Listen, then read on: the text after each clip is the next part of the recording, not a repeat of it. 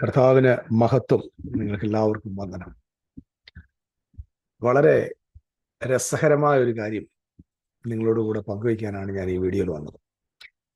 കുറച്ചേറെ നാളുകളായിട്ട് നമ്മൾ ഈ ഫുൾഫിൽഡ് എസ്കറ്റോളജി വിശ്വസിക്കുകയും മനസ്സിലാക്കുകയും പഠിക്കുകയും ചെയ്യുന്ന സഹോദരന്മാർ പല ആളുകളുടെ വീഡിയോസ് എനിക്ക് പേഴ്സണലി അയച്ചു തന്നിട്ട് ഒരു മറുപടി ആവശ്യപ്പെടാറുണ്ട്. കാരണം എനിക്ക് എൻ്റെ വ്യക്തിപരമായ ജീവിതത്തിൽ ഒരു ദൈവദാസനെ ഇടിച്ചു താഴ്ത്താനോ അപഹസിക്കാനോ പരിഹസിക്കാനോ പൊതുവെ അത് അപമാനിക്കാനോ ഞാൻ ശ്രമിക്കാറില്ല. ആശയങ്ങളെ ആശയത്തോടുകൂടെ കൈകാര്യം ചെയ്യുന്ന ഒരു രീതിയാണ് ഞാൻ പൊതുവെ എടുത്തിട്ടുള്ളത്. എന്നാൽ ഈ വീഡിയോ ഞാൻ ഒന്ന് അനലൈസ് ചെയ്യാൻ പോകും. അത് നമ്മുടെ വളരെ പ്രസിദ്ധനായ പെന്തക്കോസ്ത് സമൂഹത്തിൽ വളരെ പ്രസിദ്ധനായ കർത്താവിൻ്റെ ദാസൻ പാസ്റ്റർ സജു ചാത്തന്നൂർ അന്ത്യകാല ശാസ്ത്രം വളരെ ആധികാരികമായിട്ട് പെന്തക്കോസ്ത്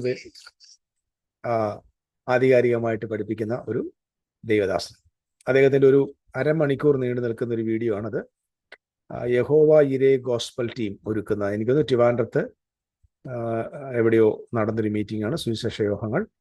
അത് മറ്റേതൊരു യൂട്യൂബ് ചാനൽ കൊണ്ടുവന്നൊരു വീഡിയോ ആണ്. അതിനകത്തൊരു അരമണിക്കൂർ, ഞാൻ അരമണിക്കൂറൊന്നും പോകുന്നില്ല, ഒരു 10 മിനിറ്റ് കൊണ്ട് താൻ പറഞ്ഞേക്കുന്ന കാര്യങ്ങൾ എന്താണെന്ന് ഒന്ന് അനലൈസ് ചെയ്യാൻ വേണ്ടിയാണ് ഞാനിത് വന്നേക്കുന്നത്. ഒരുപക്ഷെ ഞാൻ ഈ വീഡിയോ ഇടുമ്പോൾ എൻ്റെ ഈ മെസ്സേജ് എടുത്തിട്ട് നിശ്ചയമായിട്ടും അദ്ദേഹത്തിനും അത് ചെയ്യാനുള്ള അവകാശമുണ്ട്.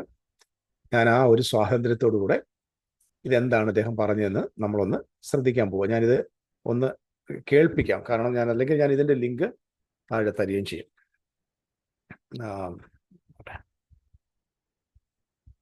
ചാർലി കിർക്ക് കഴിഞ്ഞ ദിവസം അമേരിക്കയിൽ ആ സുവിശേഷകൻ വെടിയേറ്റ് മരിച്ചു. ട്രംപിന്റെ പിൻപിൽ പ്രാർത്ഥിക്കുന്നവനായിരുന്നു ചാർലി കിർക്ക്. അവനെ ആരാ വെടിവെച്ചു എന്നറിയാവോ? ഇസ്രയേലിൽ ഒരു ചെറുപ്പക്കാരനുണ്ട്, അവന്റെ പേര് റോണി അൽ ഷക്കർ. അടുത്ത ദിവസങ്ങളിൽ വരുന്നു ഹനൂക്ക ഫെസ്റ്റിവൽ.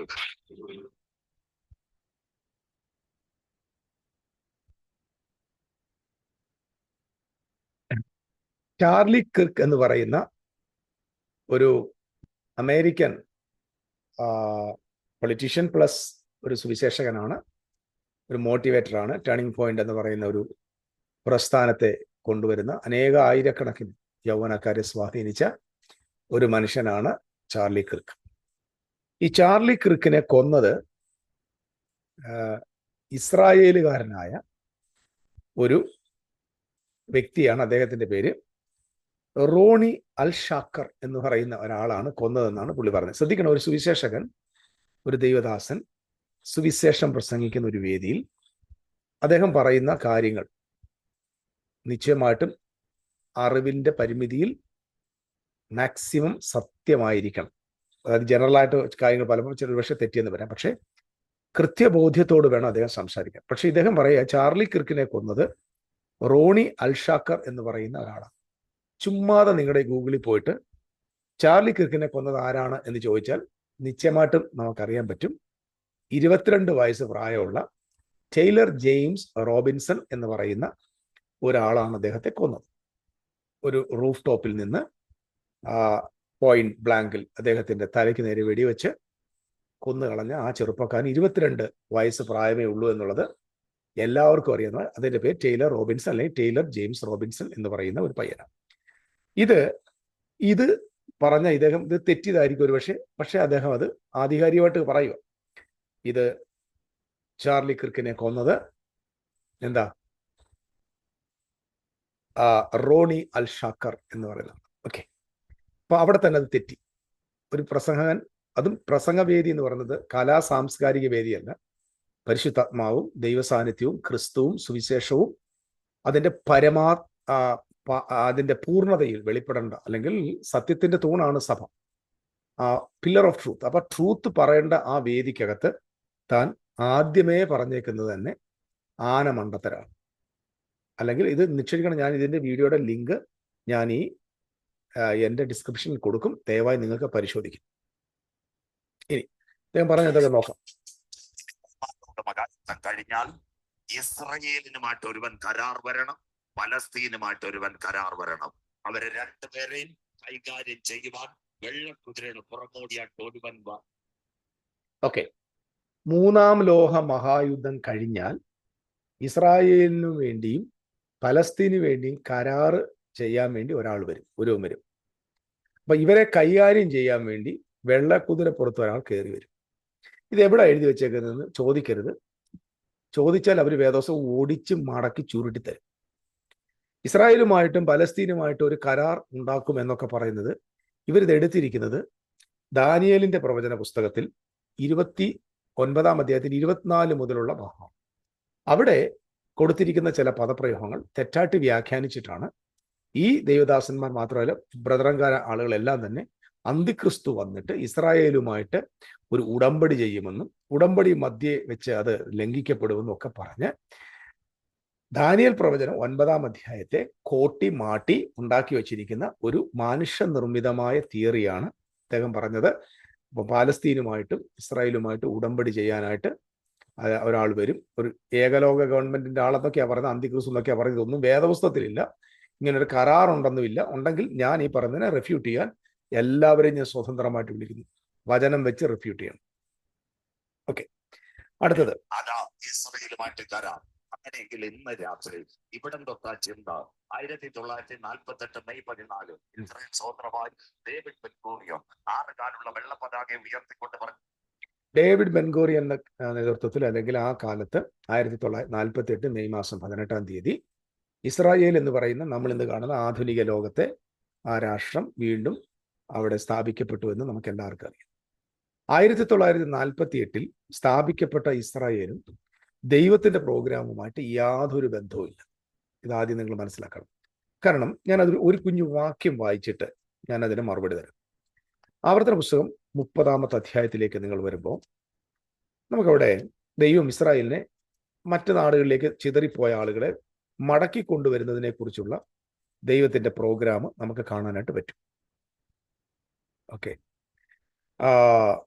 30 വാക്യം 30 അധ്യായം ആവർത്തന പുസ്തകം. ശ്രദ്ധിക്കണം, 1948 മെയ് മാസം 18 ഇസ്രായേൽ എന്ന് പറയുന്ന രാജ്യം രൂപീകരിക്കപ്പെടുകയും ലോകത്തിന്റെ പല ഭാഗങ്ങളിൽ നിന്ന് സയോണിസ്റ്റ് മൂവ്മെന്റിന്റെ നേതൃത്വത്തിൽ അത് ആ സയോണിസ്റ്റ് മൂവ്മെന്റ് തുടങ്ങിയ ആളിന്റെ പേര് തിയോഡർ ഹാസൽ എന്ന് പറയുന്ന ഒരാളാണ്. തിയോഡർ ഹാസൽ, അദ്ദേഹമാണ് സയോണിസ്റ്റ് മൂവ്മെന്റിന്റെ ഫാദർ ഓഫ് സയോണിസ്റ്റ് മൂവ്മെന്റ്. അദ്ദേഹത്തിന്റെ നേതൃത്വത്തിലാണ് ഇസ്രായേൽ ഇവിടെ വന്നത്. ശരി, ഈ ഒരാളെ ദൈവം മടക്കിക്കൊണ്ടുവരുമ്പോൾ എങ്ങനെയാണ് കൊണ്ടുവരുന്നത് എന്നുള്ള വാക്യം ഞാൻ വായിക്കാം. ഇതൊക്കെ വേദോസമൊക്കെ വിശ്വസിക്കുന്നവർ എല്ലാത്തിനും വാക്യം എടുക്കുകയും വചനത്തിലുണ്ടോ എന്ന് ചോദിക്കുകയും ചെയ്യുന്ന ചേട്ടന്മാർ ശ്രദ്ധിക്കുക. ആവർത്തനം 30:1 മുതൽ. ഞാൻ നിന്റെ മുമ്പിൽ വെച്ചിരിക്കുന്ന അനുഗ്രഹവും ശാപവും ഈ വചനം ഒക്കെയും നിന്റെ മേൽ നിവൃത്തിയായി വന്നിട്ട് നിന്റെ ദൈവമായ യഹോവ നിന്നെ തള്ളിക്കളഞ്ഞിട്ടുള്ള അതത് ജാതികളുടെ ഇടയിൽ വെച്ച് നീ അവയെ നിന്റെ ഹൃദയത്തിൽ ഓർത്ത് നിന്റെ ദൈവമായ യഹോവയുടെ അടുക്കിലേക്ക് തിരിഞ്ഞ് നീയും നിന്റെ മക്കളും പൂർണ്ണ ഹൃദയത്തോടും പൂർണ്ണ മനസ്സോടും കൂടെ ഞാൻ ഇന്ന് നിങ്ങളോട് ആജ്ഞാപിക്കുന്നത് പോലെ ഒക്കെയും അവന്റെ വാക്ക് കേട്ടനുസരിച്ചാൽ നിന്റെ ദൈവമായ യഹോവ നിന്റെ സ്ഥിതി മാറ്റുകയും നിന്നോട് മനസ്സലിഞ്ഞ് നിങ്ങളിലേക്ക് തിരിയുകയും നിന്റെ ദൈവമായ യഹോവ നിന്നെ ചിതറിച്ചിരിക്കുന്ന സകല ജാതികളിൽ നിന്ന് നിന്നെ കൂട്ടിച്ചേർക്കുകയും ചെയ്യും. വളരെ പ്രധാനപ്പെട്ട കാര്യം. എങ്ങനെ ഇവരെ കൂട്ടിച്ചേർക്കുന്നത്? ദൈവസന്നിധിയിൽ അവര് ആ ദൈവത്തെങ്കിലേക്ക് തിരിഞ്ഞ് പൂർണ്ണ ഹൃദയത്തോടും പൂർണ്ണ മനസ്സോടും കൂടെ അവൻ പറയുന്ന ആജ്ഞാപിക്കുന്നതൊക്കെയും ചെയ്യാൻ വേണ്ടി അനുസരിച്ചാൽ നിങ്ങൾ ചിതറിയിരിക്കുന്ന രാജ്യങ്ങളിൽ നിന്ന് ഞാൻ നിങ്ങളെ കൂട്ടിവരുത്തുമെന്ന് പറഞ്ഞേക്കാം. അപ്പം ഇസ്രായേലും മടങ്ങി വന്നു എന്ന് ഇവിടെ കിടന്ന് ബഹളം വെക്കുന്ന ചേട്ടന്മാർ ശ്രദ്ധിക്കൂ. ഇനിയും ഭൂമിയിലുള്ളവർ മടങ്ങി വരുന്നു എന്നും പറയുന്നത് കേൾക്കൂ. മടങ്ങിക്കൊണ്ടുവരുന്നതിന് ദൈവ പദ്ധതിയുടെ ഭാഗമാണെങ്കിൽ അത് ദൈവവചനത്തെ അനുസരിച്ച് പറ്റത്തു. ശരി, ഇന്ന് മിശിഹ വന്നു, മിശിഹ മരിച്ചു അടക്കപ്പെട്ടു, ഉയർത്തെഴുന്നേറ്റു, പുതു നിയമസഭ സ്ഥാപിക്കപ്പെട്ടു. ഇന്ന് യഹൂദൻ എന്താണ് അനുസരിക്കേണ്ടത്? ഇന്ന് യഹൂദൻ ന്യായപ്രമാണം അനുസരിച്ചാലാണോ അവനെ രാജ്യത്തേക്ക് തിരിച്ചുകൊണ്ടുവരുന്നത്? ന്യായപ്രമാണത്തിന് നീക്കം വന്നു. ന്യായപ്രമാണത്തിന്റെ അവസാനം ക്രിസ്തുവാണ്. ഇന്ന് ക്രിസ്തുവിനെ അനുസരിക്കുന്നവർക്കാണ് ചിതറിപ്പോയവർക്ക് മടങ്ങി വരവ്. അത് ഇസ്രായേലിലേക്കല്ല, ക്രിസ്തുവിലേക്കുള്ള മടങ്ങി വരവ്. അപ്പൊ ഇന്ന് ഇസ്രായേൽ ലോകത്തിന്റെ പല നാടുകളിൽ നിന്ന് യഹൂദന്മാർ ഇസ്രായേലിലേക്ക് വരുന്നെങ്കിൽ അത് ദൈവവചനവുമായി യാതൊരു ബന്ധവുമില്ല എന്ന് ഒറ്റ വാക്കിൽ ഈ വാക്യം വെച്ച് ഞാൻ പറഞ്ഞ് അവസാനിപ്പിക്കും. അപ്പം ഞാൻ പറഞ്ഞത് മൊത്തം അനുസരിച്ച് ആജ്ഞാപിക്കുന്നത് മുഴുവൻ അനുസരിക്കാമെങ്കിൽ ഞാൻ മടക്കി വരുത്തുവന്നു. ചോദിച്ചോട്ടെ, 1948 മെയ് മാസം 18 സ്ഥാപിക്കപ്പെട്ട ഇസ്രായേലിലേക്ക് ഇന്നും ഇന്ത്യയിൽ നിന്നും മടങ്ങിപ്പോയവർ മാനസാന്തരപ്പെട്ടു പോയതാ. യഹോവ പറഞ്ഞ് മുഴുവൻ ഞങ്ങൾ അനുസരിച്ചോളാം എന്ന് പറഞ്ഞ് പോയതാ. ശരി, അങ്ങനെ അനുസരിക്കാൻ ഇന്ന് ന്യായപ്രമാണം ഇല്ലല്ലോ. ഇന്ന് ന്യായപ്രമാണത്തിന്റെ കാലം കഴിഞ്ഞല്ലോ. ന്യായപ്രമാണത്തിന്റെ കാലം കഴിഞ്ഞ് എക്സ്പയർ ആയിപ്പോയ, ഒബ്സിലിയേറ്റ് ആയിപ്പോയ, നീക്കം വന്നു പോയ ന്യായപ്രമാണം അനുസരിച്ചിട്ട് എന്ത് പ്രയോജനം? ആലോചിച്ച് നോക്ക്. അപ്പൊ എന്തെങ്കിലും ഒരു വാക്യം എടുക്കുക, വായി വരുന്നത് കോതയ്ക്ക് പാട്ട് പോലെ പാടുക. ഇതല്ല വേദപുസ്തകത്തിന്റെ മാർഗം, ഇതല്ല സുവിശേഷം എന്ന് സ്നേഹത്തോടെ ഞാൻ ഓർമ്മിപ്പിക്കുക. ബാക്കിയൊന്ന് കേട്ടു വയ്ക്കുക. ഞാൻ മടങ്ങി വന്നു. ഇസ്രായേലിലെ ഒന്നാമത്തെ പ്രസിഡന്റ് അന്ന് 22,700 കിലോമീറ്ററായി ഇസ്രായേൽ, 671 കിലോമീറ്റർ കിഴക്കൻ ജെറുസലേം. ഇത് അറബികൾക്ക് കൊടുക്കാൻ പോകുന്നത്.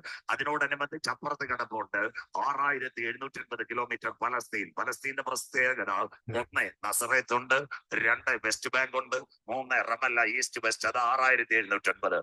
ഇസ്രായേൽ വരും 6 ഡിസ്ട്രിക്റ്റുകൾ മാത്രം. 1 ടെലവീവ് ഉണ്ട്, 2 ജെറുസലേം ഉണ്ട്, 3 ഡിമോണ ഉണ്ട്, 4 യാഫയുണ്ട്, 5 ആഷ്കലോൺ ഉണ്ട്, 6 അഷ്തോദ് ഉണ്ട്. ഇതിന്റെ ഇപ്പുറത്ത് മെഡിറ്ററേനിയൻ കടലിനോട് ചേർന്ന് കിടക്കുന്ന ഒരു സ്ഥലമാ ഇന്ന് കത്തുന്ന ഗാസ. 273 കിലോമീറ്റർ. ചാനലുകാർക്ക് അറിയത്തില്ല. ഗാസയ്ക്കകത്ത് ഒരു കാര്യത്തിൽ പുള്ളി എനിക്ക് സമ്മതിച്ചു കൊടുക്കണം. ഈ പേരെല്ലാം ഓർത്തു വെച്ച്, ഈ സംഖ്യയും ഇതിന്റെ വിസ്തീർണവും ഒക്കെ ഓർത്തു വെച്ച് ഇത് പ്രസംഗിക്കാൻ പറ്റുന്നതിൽ I appreciate you pastor. Really God bless you. നല്ലൊരു മെമ്മറി തനിക്കുണ്ട്. ഓക്കെ. 1 എക്രോൻ, 2 കാന്യൂനിസ്, 3 സഹർ, 4 ഇന്ന് കത്തുന്ന ഇത് ഏറ്റവും നിർണായകമായ ഗാസയിലെ റാഫ. ഇത്രയും കാര്യങ്ങൾ അതിനകത്ത്. 22,700 കിലോമീറ്റർ കിടക്കുന്ന കിഴക്കൻ ജെറുസലേമിന്റെ ഒരു പ്രത്യേകതയുണ്ട്. ജെറുസലേമിനോട്ടുള്ള ബന്ധത്തിൽ 15 കാര്യങ്ങളാണ് ജെറുസലേമിന്റെ പ്രത്യേകത. 15 കാര്യങ്ങളാ വചനം കേൾക്കണം. 1 15 കാര്യങ്ങളാണ് അദ്ദേഹം പറയുമ്പോൾ. നിർണായകമായിട്ടുള്ള കാര്യങ്ങൾ എല്ലാവരും കേട്ടോണ്ടിരിക്കണം. അപ്പം ചില കാര്യങ്ങൾക്കകത്ത് എക്സ്പ്ലനേഷന്റെ ആവശ്യം വരുന്നില്ല, അതിനകത്ത് യാഥാർത്ഥ്യങ്ങളുണ്ട്.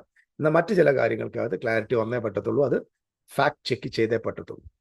കാരണം അവിടെ ഇരിക്കുന്ന ജനങ്ങൾ സാധാരണക്കാരായ ജനങ്ങളാണ്. അവിടെ ഇരിക്കുന്ന ദൈവദാസന്മാരും സാധാരണക്കാരാണ്. ഇതൊക്കെ വായിച്ച് ഇത് പറയുമ്പോൾ ഇദ്ദേഹം ഇങ്ങനെ സ്പീഡിൽ പറയുന്നത് കേൾക്കുമ്പോൾ ആളുകൾ വിചാരിക്കും ഇതൊക്കെ ഭയങ്കര സത്യമാണ് എന്നങ്ങനെ പറഞ്ഞ് ചിന്തിക്കുന്നത് കൊണ്ട് ഇദ്ദേഹം പറഞ്ഞതിനകത്ത് തെറ്റെന്താണെന്നും ഇതിനകത്തുള്ള പോഷത്തരം എന്താണെന്നും ജനങ്ങൾക്ക് എത്രത്തോളം വഞ്ചിക്കപ്പെടുകയാണെന്നുള്ളതും മനസ്സിലാക്കാൻ വേണ്ടിയാണ് ഞാനിത് പറയുന്നത്. ശ്രദ്ധിക്കുക. ഓക്കെ, ഇനി 15 കാര്യങ്ങളാണ് അദ്ദേഹം സംസാരിക്കുന്നത്. 5000 വർഷം പഴക്കമുള്ള ഒരു പട്ടണമാണ്. 2 ദാവീദിന്റെ പട്ടണമാണ്. 3 മതങ്ങളുടെ സംഗമഭൂമിയാണ് ഇന്നത്തെ ജെറുസലേം. 4 ഈ നമ്മുടെ ഇസ്ലാം സഹോദരങ്ങളുടെ പിന്നെ മറിയാമ്മയുടെ കല്ലറയപ്പെട്ടു. 10 യേശു ഉയർത്തെഴുന്നേറ്റ് വന്ന് കുറെ കാര്യമുണ്ട്. എടുത്ത ഒരു ചെറുപ്പക്കാരനുണ്ട്, അവന്റെ പേര് തിയോഡർ ഹർസൻ. അവന്റെ കല്ലറ ഇവിടെ ഈ ജെറുസലേമിന് വേണ്ടി അന്തിമയായി. തിയോഡർ ഹർസൻ എന്ന് പറയുന്ന ആളിന്റെ കല്ലറ അവിടെ ഉണ്ട്. യെരുശലേമിനെ കുറിച്ച് ഒരുപാട് വർണ്ണന അദ്ദേഹം പറയുന്നുണ്ട്.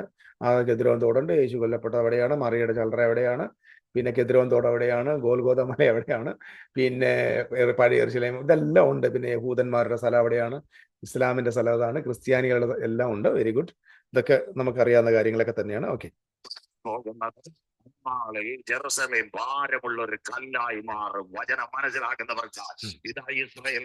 അന്നാളിൽ ഇസ്രായേൽ ഭാരമുള്ള കല്ലായി മാറി. എന്നാളിലൊന്നും ചോദിക്കരുത്, അത് എഴുതി വെച്ചേക്കുന്നത് കൊണ്ട്. അന്നാളിൽ എന്ന് പറയുമ്പോൾ തന്നെ അത് ഫ്യൂച്ചറാണ്. ഇനിയിപ്പോൾ ഞാൻ ഇന്ന് പറഞ്ഞാലും അത് അന്നാളെന്ന് പറയുന്നത് ഇനി എൻ്റെ കുഞ്ഞുങ്ങളുടെ 1000 തലമുറയുടെ അപ്പുറത്തായാലും അന്നാൾ തന്നെയാണ്. ഓക്കെ.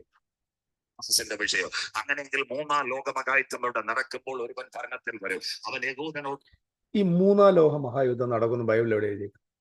ബൈബിളോട് ഇതിന് വേണ്ട ബന്ധമുണ്ട്. ഇതവരെടുക്കുന്നത് എസെക്കിയേൽ 38-39 അധ്യായങ്ങളിലെ ഗോഗ് മഗോഗ് യുദ്ധമാണ്. കൃത്യമായിട്ട് ഞാൻ പറഞ്ഞിട്ടുണ്ട്. ഗോഗ് മഗോഗ് യുദ്ധത്തെക്കുറിച്ചുള്ള വീഡിയോ നമ്മുടെ യൂട്യൂബ് ചാനലുണ്ട്. കൃത്യമായ നിലയിൽ തെളിവ് സഹിതം ഹിസ്റ്റോറിക്കൽ എവിഡൻസ് സഹിതം ഇട്ടിട്ടുണ്ട്. അത് ആരംഭത്തിൽ എസെക്കിയേൽ പറഞ്ഞ ആ പ്രവചനം നിവൃത്തിയായത് എസ്തേറിന്റെ പുസ്തകത്തിലാണ്.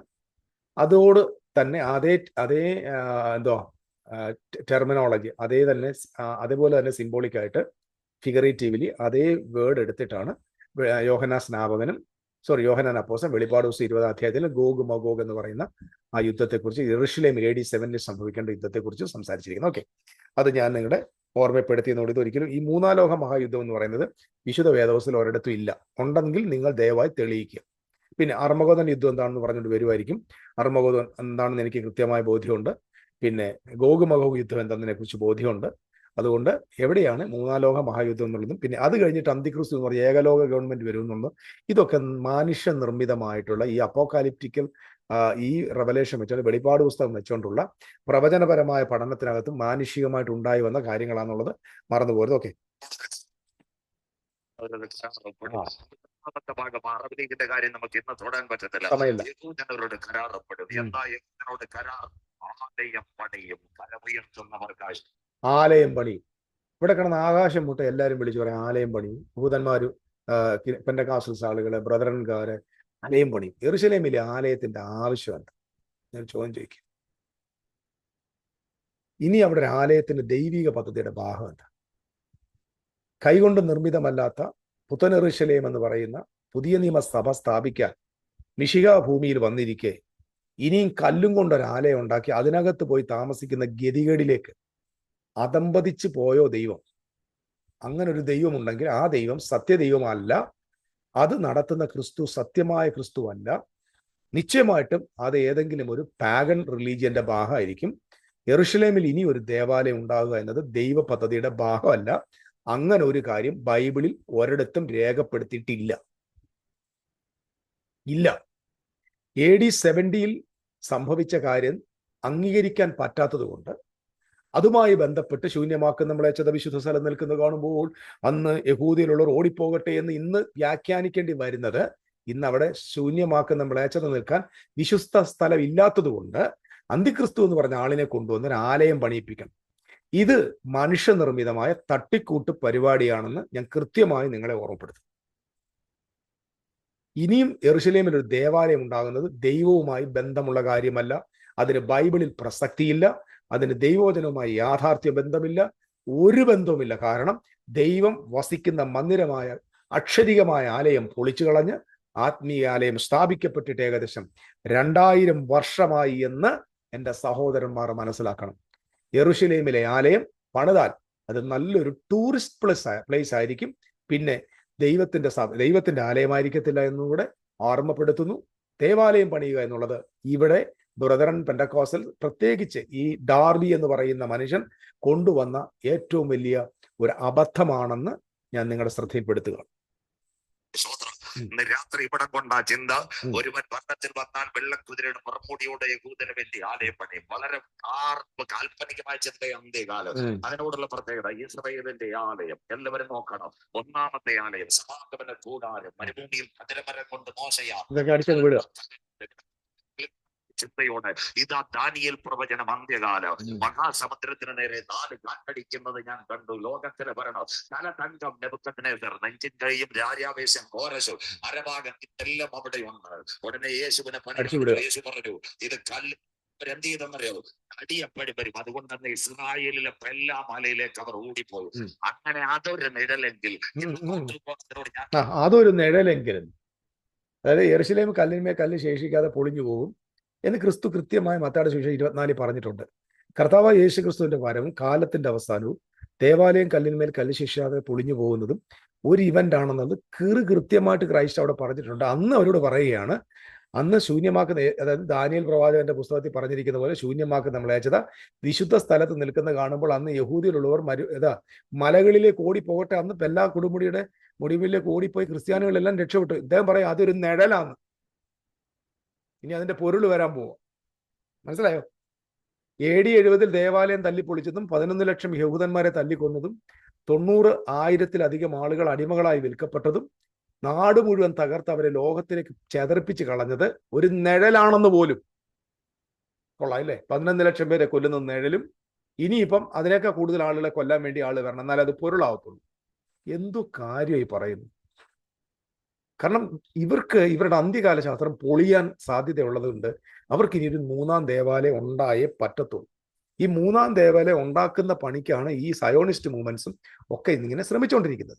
ഇതൊരു നിഴലാന്ന് പോലും. പക്ഷെ എന്തു കഷ്ടമാണ് പറയുന്നത്. കാരണം ഇങ്ങനെയാ ഇവർ വേദോസ്തയെ വ്യാഖ്യാനിക്കുന്നത്. കാരണം ഇത് ചോദിക്കാനോ പറയാനോ ആരുമില്ല. എന്ത് വായിക്കൊണ്ട് കൊടുത്താലും വിഴുങ്ങുന്ന ഈ കിളിയുടെ കൂട്ട് എല്ലാ വിശ്വാസികളും ഇങ്ങനെ വായ തുറന്നിരിക്കുക. എൻ്റെ വായിലോട്ട് ഇട്ടോ, ഞാനങ്ങ് വിഴുങ്ങിക്കോളാം. അത് അങ്ങനെ തന്നെയാണോ എന്ന് ചോദിക്കുന്ന ബെറോവാക്കാരെ പോലെ അത് പരിശോധിക്കാൻ ഒരെണ്ണത്തിന് പോലും പറ്റുന്നില്ല. അത്രയ്ക്കും അന്ധതയിലേക്ക് പ്രിയ ജനങ്ങൾ പോയി എന്നതാണ് ഇതിനകത്ത് കാണേണ്ട കാര്യം. ഓക്കെ, കർത്താവ് യേശു കൃത്യമായിട്ട് പറഞ്ഞു അവന്റെ വരവിനെ കുറിച്ചും ദേവാലയത്തിന്റെ നാശത്തെക്കുറിച്ചും മോശയുടെ കാലം അവസാനിക്കുന്നതിനെ കുറിച്ചൊക്കെ കൃത്യമായിട്ട് പറഞ്ഞിട്ടുണ്ട്. ശൂന്യമാക്കുന്ന മ്ലേച്ഛതയെക്കുറിച്ച് കൃത്യമായ നിലയിൽ ദാനിയേൽ പ്രവാചക പുസ്തകം 12-ാം അധ്യായത്തിൽ പറഞ്ഞിട്ടുണ്ട്. ശൂന്യമാക്കുന്ന മ്ലേച്ഛത എന്ന് പറഞ്ഞാൽ ദേവാലയത്തിനകത്ത് ആ അബോമിനേഷൻസ് ഓഫ് ഡെസലേഷൻ, നാശത്തിന് കാരണമാകുന്ന ഒരു അബോമിനേഷൻ വരും. അത് പൊളിക്കാൻ കാരണമാകുന്ന നിലയിലേക്ക് അധംപതിക്കപ്പെടുമ്പോൾ, അതിനകത്ത് മാലിന്യം വരുമ്പോൾ, അതിനകത്ത് അശുദ്ധി വരുമ്പോൾ ഓടിക്കോളാനാണ് പറഞ്ഞിരിക്കുന്നത്. സംഭവിച്ചു. അത് നിഴലാണെന്നാണ് നമ്മുടെ ചേട്ടായുടെ ചിന്ത. ഓക്കെ, ഇനി പൊരുൾ വരുമ്പോൾ എന്തുമായിരിക്കും ദൈവത്തിന് അറിയത്തില്ല. 11 ലക്ഷത്തിന് 11 കോടി ആളുകൾ കൊല്ലപ്പെടുമായിരിക്കും. യുദ്ധം ആരംഭിക്കുന്നതിന് മുമ്പ് വചനം കേട്ട് രക്ഷയുടെ പെട്ടകത്തിനകത്ത് കാണുന്ന ദൈവമക്കൾ അന്തിമ യുദ്ധം ആരംഭിക്കുന്നതിന് മുമ്പ് രക്ഷയുടെ പെട്ടകത്തിൽ കയറിക്കോണം. എനിക്ക് മനസ്സിലാകാത്തൊരു കാര്യം, അതിനു മുമ്പ് യേശു സഭയെ ചേർക്കാൻ വരത്തില്ലേ? അല്ല, ഞാൻ ചോദിക്കാം, ഇവിടെ നിൽക്കുക, സജു പാസ്റ്റർ നിൽക്കണം. ഒരു അന്തിമ യുദ്ധം സംഭവിക്കുന്നതിന് തൊട്ടു മുമ്പ്, കൃപയുടെ വാതിൽ പൂട്ടുന്നതിന് മുമ്പ് പെട്ടകത്തിൽ കയറിയുന്നവർക്കായി സ്തോത്രം. അതിന്റെ അർത്ഥം യുദ്ധമൊക്കെ വരുന്നതിന് മുമ്പ് സഭ പോകത്തില്ലേ? പിന്നെ സഭ പോകെങ്കിൽ പിന്നെ യുദ്ധത്തെക്കുറിച്ച് പേടിക്കേണ്ട ആവശ്യം എന്താ? 3-ാം ലോക മഹായുദ്ധത്തെക്കുറിച്ച് പേടിക്കേണ്ട ആവശ്യം എന്താ? കരാറിനെ കുറിച്ച് പേടിക്കേണ്ട ആവശ്യം എന്താ? ആലയത്തെക്കുറിച്ച് പേടിക്കേണ്ട ആവശ്യം എന്താ? അതിനെക്കുറിച്ച് സംസാരിക്കേണ്ട ആവശ്യം എന്താ? അതിനുമുമ്പ് സഭ അങ്ങ് പറന്നു പോകുമല്ലോ. കാന്തം വന്ന് എടുത്തോണ്ട് പോകത്തില്ലേ? കാന്തം വന്ന് എടുത്തോണ്ട് പോകുന്നെങ്കിൽ പിന്നെന്തിനാണ് ഇവിടെ കിടന്നിട്ട് നമ്മൾ യുദ്ധത്തിന് മുമ്പ് പെട്ടിക്കകത്ത് കയറണമെന്നൊക്കെ പറയേണ്ട കാരണം? എന്തോ ഈ പറയുന്നത്?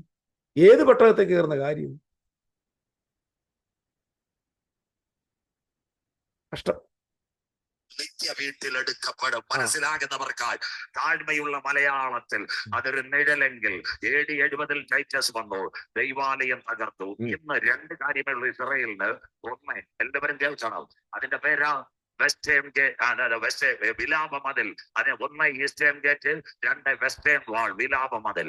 അത് രണ്ടുമുണ്ട്. ഈ ദിവസങ്ങളിൽ ഇറാനെ ആക്രമിക്കുവാൻ ഇസ്രായേലിന്റെ പ്രധാനമന്ത്രി മുതിർന്നു. അദ്ദേഹത്തിന്റെ പേര് ബെഞ്ചമിൻ നെതന്യാഹു. ആക്രമിക്കാൻ പോകുന്നതിന് മുമ്പ് അദ്ദേഹം കൂടിപ്പോയി. അങ്ങനെ ഒരു നിഴലെങ്കിൽ ആക്രമണം തുടങ്ങാറായപ്പോൾ ഒരു വാർത്ത മനസ്സിലാകുന്നവർക്കാണ്. ഇവിടെ പ്രഭാഷണം, ഇവിടെയാ കാതലായ ഭാഗം. ഇവിടെയാണ് കാതലായ ഭാഗം. ശ്രദ്ധിക്കണം, പുള്ളി പറയുന്ന കാര്യം ശ്രദ്ധിക്കണം. ഇത് വേദി, സുവിശേഷ വേദിയാ. പരിശുദ്ധ റൂഹ വെളിപ്പെടുന്ന ദൈവത്തിന്റെ ആത്മാവ് നിൽക്കുന്ന വേദിയിലാണ് പുള്ളി പറയുന്നത്. നോക്കി എന്താണ് AD 68. തീത്തോസ് ദിദിയൻ മലയാളം. അതായത് തീത്തോസ് എന്ന് പറഞ്ഞാൽ പുള്ളിയുടെ ടൈറ്റസ് എന്നുള്ളത് മലയാളം. ഓക്കെ, പൊക്കോട്ടെ. അയാൾ ആഫ്രിക്കയിൽ നിന്ന് ആനയെ കൊണ്ടുവന്നു. ഞാൻ ഇതിനെക്കുറിച്ച് റിസർച്ച് ചെയ്തപ്പം ആഫ്രിക്കയിൽ നിന്ന് ആനയെ കൊണ്ടുവന്നിട്ടുണ്ടോ, അങ്ങനെ ഹിസ്റ്റോറിക്കൽ സംഭവം ഉണ്ടോ എന്ന് ഞാൻ മനസ്സിലാക്കിയപ്പം ജോസീഫസിന്റെ പുസ്തകത്തിൽ എഴുതിയിരിക്കുന്നത്, ശ്രദ്ധിക്കണം, ആനയില്ല, ഒരു കുതിരയും കൊണ്ടുവന്നിട്ടൊന്നുമില്ല. ഇത് ഇദ്ദേഹം വായി വരുന്നെന്ന് പറയുക. ആഫ്രിക്കയിൽ നിന്ന് ആനയെ കൊണ്ടുവന്നത് എന്തിനാണെന്നറിയാം? ദേവാലയത്തിനകത്ത് കല്ലിന്റെ അടിയിലൊക്കെ വല്ല സ്വർണ്ണം ഉണ്ടെങ്കിൽ വലിച്ചു മാറ്റാൻ വേണ്ടി. Roman legion under Vespasian and Titus. അതിന് ഈ കൊണ്ടുവന്ന ലീജിയനകത്ത് ലഗിയോ വി മാസിഡോണിയ, എക്സ് ഫ്രെറ്റനസിസ്,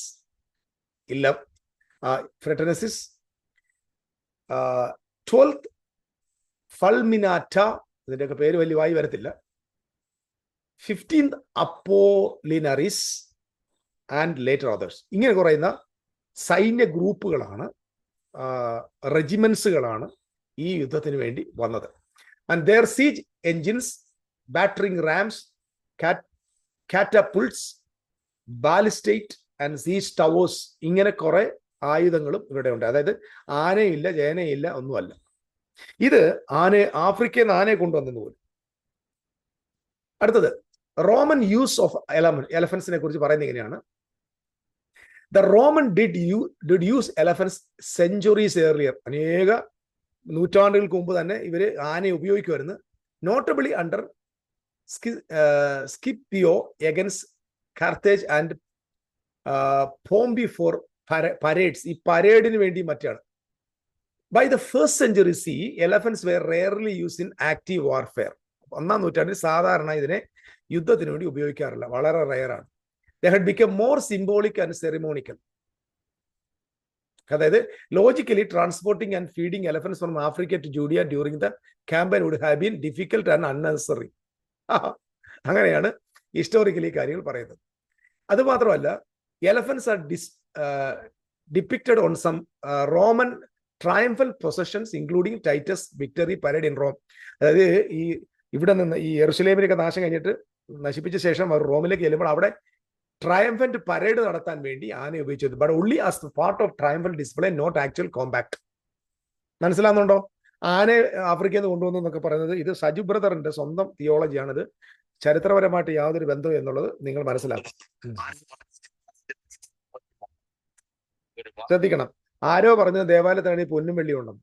എന്റെ പൊന്നു സഹോദര, ശ്രദ്ധിച്ചു കേൾക്കണം. നിങ്ങൾ ജോസിഫസിന്റെ പുസ്തകം വായിച്ചാൽ ടൈറ്റസ് എന്ന് പറയുന്ന ആളിന് ദേവാലയം നശിപ്പിക്കാനോ ദേവാലയത്തിനകത്ത് കൺസ്ട്രക്ഷൻ നശിപ്പിക്കാനോ സിറ്റി നശിപ്പിക്കാനോ താല്പര്യമില്ല. കാരണം ജൂയിഷിന്റെ കോമ്പാക്ട് എന്ന് പറഞ്ഞാൽ അവരുടെ ഫൈറ്റിംഗ് എന്ന് പറഞ്ഞാൽ ഒരിക്കലും ഡിസ്ട്രക്ഷൻ ആയിരിക്കത്തില്ല. അവർ വരിക, കീഴടത്തുക, ആളുകളെ പോലും കൊല്ലാതെ അത് കീഴടക്കിയ ശേഷം അവരുടെ കൾച്ചർ അവിടെ ഇംപ്ലിമെന്റ് ചെയ്യുന്നതാണ് റോമിന്റെ ഒരു ശൈലി. പക്ഷേ നിർഭാഗ്യവശാൽ അവിടെ ഒരു പടയാളിയുടെ തീയമ്പിൽ നിന്ന് ഒരു തീയമ്പ് പോയി ആ ദേവാലയത്തിൽ വന്നു വീഴുകയും അത് തീയായി അവിടെ തീ പിടിക്കുകയും അങ്ങനെ ദേവാലയത്തിന് നാശം സംഭവിക്കുകയും ചെയ്തു എന്നാണ് ചരിത്രം പറയുന്നത്. ഇത് പൊളിച്ചു കളയാൻ വേണ്ടിയുള്ള തീരുമാനമില്ല. ഇങ്ങനെ തീ കത്തിയപ്പോൾ അവരുടെ ഉള്ളിലെ ചിന്ത വന്നു, ഇത് സ്വർണ്ണമെല്ലാം ഉരുകി ഇതിന്റെ പാറയുടെ ഇടയിലൊക്കെ കൊണ്ടിട്ടുണ്ടോ എന്നറിയാൻ വേണ്ടി കല്ലിന്മേൽ കല്ല് പൊളിച്ചു കളഞ്ഞു എന്നുള്ളത് വാസ്തവമാണ്. ഓക്കെ, ഇപ്പൊ ആനയെ കൊണ്ടുവന്നുള്ളത്, ആഫ്രിക്കൻ ആനയെ കൊണ്ടുവന്നുള്ളതൊക്കെ അത് ചാത്തന്നൂരിന്റെ സ്വന്തം തിയോളജിയാണ്. സംഭവിച്ചത് കോട്ടകൊത്തളങ്ങൾ വളഞ്ഞു. ആക്രമണം തുടങ്ങാനായപ്പോൾ ഒരു വാർത്ത കേട്ടു, അവന്റെ അപ്പൻ മരിച്ചുപോയി. ഉടനെ ടൈറ്റസ് പറഞ്ഞിപ്പാ.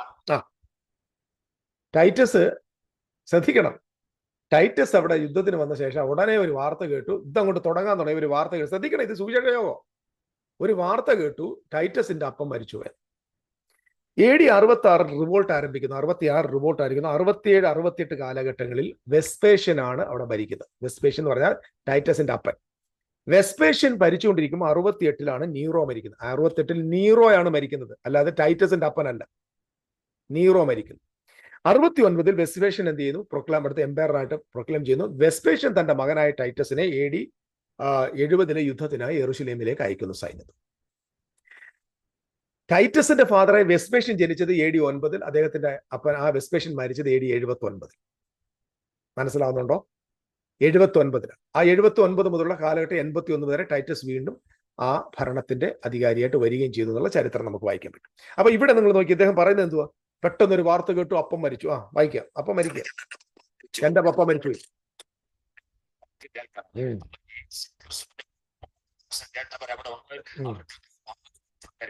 എന്ത് ചെയ്തെന്നറിയാവോ? അടിയപ്പടി വരും. അതുകൊണ്ട് തന്നെ ഇസ്രായേലിലെ എല്ലാ മലയിലേക്ക് അവർ ഓടിപ്പോയി. അങ്ങനെ അതൊരു നിഴലെങ്കിൽ ഇന്ന് കോട്ടൂക്കോണത്തിനോട് ഞാൻ പറയാം, ഒരന്തിമ യുദ്ധം ആരംഭിക്കുന്നതിന് മുമ്പ് വചനം കേട്ട് രക്ഷയുടെ പെട്ടകത്തിനകത്ത് കടന്ന ദൈവമക്കൾ നിത്യ വീട്ടിലെടുക്കപ്പെടും. മനസ്സിലാകുന്നവർക്കായി താഴ്മയുള്ള മലയാളത്തിൽ അതൊരു നിഴലെങ്കിൽ 70 ടൈറ്റസ് വന്നു, തകർത്തു. ഇന്ന് രണ്ടായിരം ഇസ്രായേലിന് ഒന്ന് എല്ലാവരും കേൾക്കണം. അതിന്റെ പേരാ ഇറാനെ ആക്രമിക്കുവാൻ ഇസ്രായേലിന്റെ പ്രധാനമന്ത്രി. ഇസ്രായേലിൽ രണ്ട് കാര്യം പ്രധാനമായിട്ടുണ്ട്. ഒന്ന് വെസ്റ്റേൺ വാൾ ഉണ്ട്, രണ്ട് ഈസ്റ്റേൺ ഗേറ്റ് ഉണ്ട്. ഒരുപാട് പേര് പ്രസംഗിക്കുന്നുണ്ട് യെരുശലേമിൽ ഒരു ഈസ്റ്റേൺ ഗേറ്റ് ഇതുവരെ തുറന്നിട്ടില്ല, അത് തുറക്കാൻ പാടില്ല എന്നൊക്കെ പറഞ്ഞാണ് ഇദ്ദേഹം അതിനെക്കുറിച്ച് പറയുന്നത്. ഈ വെസ്റ്റേൺ വാളിൽ പോയിട്ട് കരഞ്ഞ് പ്രാർത്ഥിച്ചിട്ടാണ് ഇറാനെ അറ്റാക്ക് ചെയ്യാൻ പോയത്. കൊള്ളാമില്ലേ? നല്ലൊരു ദൈവമില്ലേ? തമ്പുരാനെ, ഞാൻ അവനെ അടിക്കാൻ പോവുക, അവനെ തല്ലിക്കൊല്ലാൻ പോവുക, ഞാൻ ബോംബിടാൻ പോകുമ്പോൾ എന്നെ സഹായിച്ചോണെന്ന് പറയുമ്പോൾ ബോംബിടാൻ സഹായിക്കുന്ന ദൈവം. അടിപൊളി. നെതന്യാഹുവിന്റെ ദൈവം കൊള്ളാം അല്ലേ? വെസ്റ്റേൺ വാളിൽ പോയി തലയിട്ടിടിച്ചിട്ട് ദൈവമേ, ഞാൻ അമരുടെ മണ്ടയിലോട്ട് ബോംബിടാൻ പോകും, എന്നെ ഹെൽപ്പ് ചെയ്യണമെന്ന് പറഞ്ഞു. അവനെ ഹെൽപ്പ് ചെയ്യുന്ന ദൈവം ഏത് ദൈവം? ആലോചിച്ച് നോക്ക്. സുവിശേഷം പ്രസംഗിക്കുക, പാപികളെ രക്ഷിക്കാൻ ലോകത്തേക്ക് വന്ന സ്നേഹനിധിയായ യേശുക്രിസ്തുവിന്റെ സുവിശേഷം പ്രസംഗിക്കുമ്പോൾ പറയുന്നത്, വെയിൽ അവിടെ പോയിട്ട് വെസ്റ്റേൺ വാളിൽ പോയിട്ട് കരഞ്ഞെന്ന് അവനെ തല്ലാൻ വേണ്ടി, കൃപ തരാൻ വേണ്ടി. ഇതിന്റെ പേര് സുവിശേഷം എന്നാണോ എന്തോന്ന് എനിക്കറിയത്തില്ല, നിങ്ങൾ എന്നെ പറഞ്ഞാൽ. പിന്നെ രണ്ടാമത്തത് പുള്ളി വേറെ കാര്യം പറഞ്ഞത് ശ്രദ്ധിച്ചു. ആക്രമിക്കാൻ പോകുന്നതിന് മുമ്പ് അദ്ദേഹം വിലാപമതിൽ ചെന്ന് തലയിടിച്ചിട്ട് അടിപൊളി. വേണ്ടിയാ കഴിഞ്ഞ ദിവസങ്ങളിൽ ഖത്തറിന്റെ ആക്രമണം. എന്തൊക്കെയാ പറയുന്നത്? തലയിടിച്ച് പ്രാർത്ഥിച്ച് കരഞ്ഞിട്ടാണ് പോയി യുദ്ധത്തിന് പോയത്. കാരണം എന്താന്ന് ചോദിച്ചാൽ ആലയത്തിന് വേണ്ടിയാണ്. എന്തൊന്നാ ഈ പണയുന്നത്? എടാ, യുദ്ധത്തിന് വേണ്ടി തലയിടിച്ച് പ്രാർത്ഥിച്ചു, ഓക്കെ ആയിക്കോട്ടെ, അത് എന്തിനാന്ന് ചോദിച്ചാൽ പറയാം, അത് ആലയത്തിന് വേണ്ടിയാണ്. ബാക്കി ഇന്ന് ഇസ്രായേലിന്റെ വിദേശകാര്യമന്ത്രി ഇറ്റാമിൻ ബെൻഗിർ അദ്ദേഹം ഒരു മൊബൈലിനകത്ത് നമ്മുടെ കുഞ്ഞുങ്ങൾ പാടിയോളെ ഈ വായിക്കൊള്ളാത്ത കുറെ പേരുകളെല്ലാം കൂടെ ഇങ്ങനെ പറയും കേട്ടോ. വിറ്റാമിൻ ABCD, വിറ്റാമിൻ കുങ്കർ, അങ്കർ, വിങ്കർ, വായി വരാത്തൊക്കെ പറയുമ്പോൾ ഈ സാധാരണക്കാരെ ഈ ജനങ്ങൾ ഈ കൺവെൻഷൻ ഇരിക്കുമ്പോൾ അവരായിരിക്കും ഭയങ്കര ജ്ഞാനിയാ കേട്ടോ. അറിവിന്റെ കൂടാന്ന് പറയും. ശരിയാ, കുറെ ഓർമ്മയുണ്ട്. ഈ സാമാനത്തിന്റെ പേരൊന്നും എന്റെ വായിലൊന്നും വരത്തില്ല.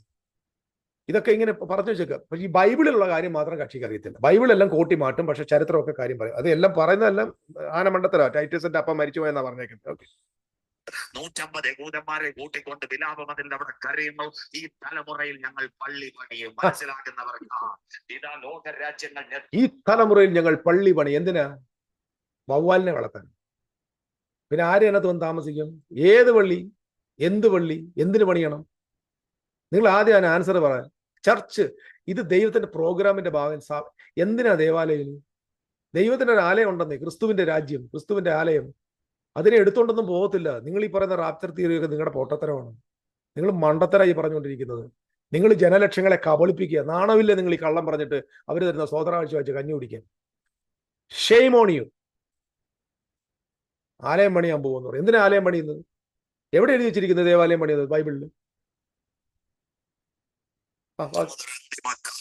അങ്ങനെയെങ്കിൽ ഇന്ന് രണ്ട് കാര്യമുണ്ട്. ഒന്ന് വെസ്റ്റേൺ വാൾ, രണ്ട് ഈസ്റ്റേൺ ഗേറ്റ്. ബൈബിൾ കൂടെ ചരിത്രം 1973. എല്ലാവരും മനസ്സിലാക്കണം. ജോർദാനിലെ ഹുസൈൻ രാജാവ് വന്നു വാതിൽ തുറക്കാൻ. രാജാവ് വീണതല്ലാതെ വാതിൽ തുറന്നില്ല. വാതിൽ അടഞ്ഞിരിക്കും. ശ്രദ്ധിക്കണം. 1973 ഹുസൈൻ രാജാവ് വന്നു വാതിൽ തുറക്കാൻ വേണ്ടിയത്. ഞാന് 1973 ജോർദാൻ രാജാവായ ഹുസൈൻ അവിടെ വന്നിട്ട് അതായത് ആലയം പറയുന്നത് വാതിൽ തുറക്കാൻ തുടങ്ങി. പക്ഷെ രാജാവ് വീണതല്ലാതെ വാതിൽ തുറന്നില്ല. ഏതാ? Eastern gate. അപ്പൊ അതിനെക്കുറിച്ച് ഞാൻ നോക്കിയപ്പോൾ ഈസ്റ്റേൺ ഗേറ്റ് എന്ന് പറയുന്നത് ഗോൾഡൻ ഗേറ്റ് എന്ന് പറയുന്നത് ഷാർഹ റഖാമീം എന്ന് പറയാം. ഷാ റഖാമീം, അതായത് ഗേറ്റ് ഓഫ് മേഴ്സി എന്നാണ് ആ വാക്കിന്റെ അർത്ഥം. അപ്പൊ ഈ അതിന് 2 ആർച്ചസ് ഉണ്ട്. അത് അടയ്ക്കപ്പെട്ട് 16-ാമത്തെ നൂറ്റാണ്ടിൽ സുലൈമാൻ ദ മാഗ്നിഫിഷ്യന്റ്, അതായത് ഓട്ടോമൻ സാമ്രാജ്യത്തിന്റെ സുൽത്താനായിരുന്ന സുലൈമാൻ ദ മാഗ്നിഫിഷ്യന്റ് 1538 മുതൽ 1941 വരെയുള്ള കാലങ്ങളിൽ ഭരിച്ചിരുന്ന ഈ ആളാണ് ഈ ഈസ്റ്റേൺ ഗേറ്റിനെ ഷട്ട് ചെയ്ത് അടച്ചത്. അല്ലാതെ യഹൂദന്മാർ അടച്ചിട്ടതല്ല. സുലൈമാൻ, ഓട്ടോമൻ സാമ്രാജ്യമാണ് അതിനെ അടച്ചത്. സോ അതിന് ഹുസൈൻ രാജാവിന്റെ കാലത്ത് 1973 വന്നെന്നാണ് പറഞ്ഞേക്കുന്നത്. ശ്രദ്ധിക്കണം. ഈ king Hussein first of Jordan ഭരിച്ചത് 1952 മുതൽ 1999 വരെയുള്ള കാലഘട്ടങ്ങളിൽ. 1948 മുതൽ 1967 വരെ ജോർഡൻ കൺട്രോളിലായിരുന്നു ഈസ്റ്റേൺ ജെറുസലേം. 1967 വരെ, ഇൻക്ലൂഡിങ് ദ ടെമ്പിൾ മൗണ്ടും ആ ജോർഡാന്റെ കൺട്രോളിലായിരുന്നു 67 വരെയുള്ള. ഈ 67 6 ദിവസത്തെ യോം കിപ്പൂർ വാറിൽ Israel to control of the eastern Jerusalem. But Islamic waqf under Jordan religious authority continued managing the Temple Mount. ഈ വഖഫ് ബോർഡും അതിനെ കൺട്രോൾ ചെയ്യാനുണ്ടായിരുന്നു. പക്ഷേ ആരുടെ കൺട്രോളിൽ വന്നു? ഇസ്രായേലിന്റെ കൺട്രോളിൽ വന്നു. So 1973 Israel had civil and military control. ശ്രദ്ധിക്കണം, 1973 ആ സ്ഥലത്തിന്റെ control, civil and military control യഹൂദന്റെ കയ്യിലാണ്. 67 വരെ ആയിരുന്നു അവരുടെ കൺട്രോളിൽ. 67-ാമത്തെ യുദ്ധത്തിൽ ആ സ്ഥലം ഇസ്രായേൽ പിടിച്ചെടുത്തു. അതിനുശേഷം ജോർദാൻ രാജാവിന് കീഴി വന്ന് മാന്താനോ തുറക്കാനോ അവസരമില്ല. ഇത് നിങ്ങൾ ആദ്യം മനസ്സിലാക്കുക. അപ്പോൾ ഇദ്ദേഹം ഈ പറഞ്ഞത് ഹിസ്റ്റോറിക്കലി എററാണ്, ഇസ് റോങ്. അദ്ദേഹം അവിടെ വന്നു. അതിനെക്കുറിച്ച് ഞാൻ ചില കാര്യങ്ങൾ വെച്ചത് 1970 Jordan controlled waqf began unauthorised digging. അതായത് അതിന്റെ കീഴിൽ എന്തോ ഡിഗ് ചെയ്യാൻ വേണ്ടി ശ്രമിച്ചു.